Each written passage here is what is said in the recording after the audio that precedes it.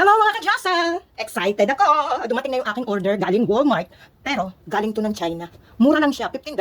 Diba? Itatry ko kung worth it or scam. Ayan. Yes! Gusto ko kasing gupitan ng aking buhok. Ang kaso ang hirap dahil nga kulot. I-straight ko muna siya at saka ko gugupitan. Diba bongga? Diyan muna kayo, magpapatuyo lang ako ng buhok at i-charge ko ito. Eto na, mga ka-Diyosa, tuyo na ang aking buhok. Itatry ko na i-attach. Pero bago yan, lalagyan muna ng tubig dito. Ayan, bubuksan. Kung may naririnig kayong ingay, pasensya na. Yun ay electric fan dahil saksakan ng init dito. Yes, lalagyan ng tubig para sa steam. There you go. Titingnan natin kung effective. Kung tatabla ng aking buhok. Nakikita nyo yan? Yan. Yan ang power. Pag binuksan yan, pag pinindot yan, pati yung steam lalabas. Okay? Suklayin ko muna yung aking buhok.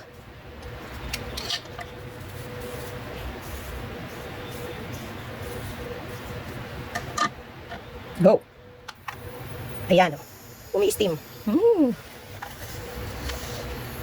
Eka lang.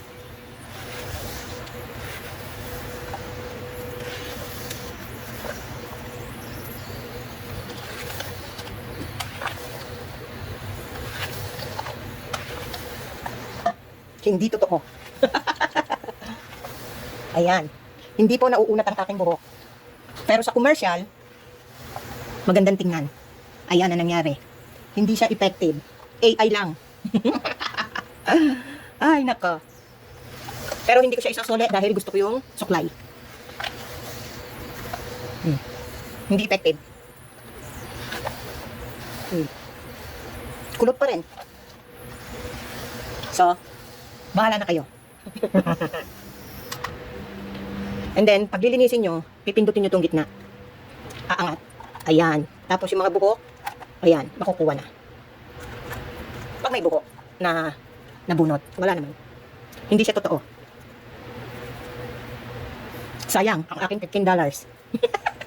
Kulot pa rin.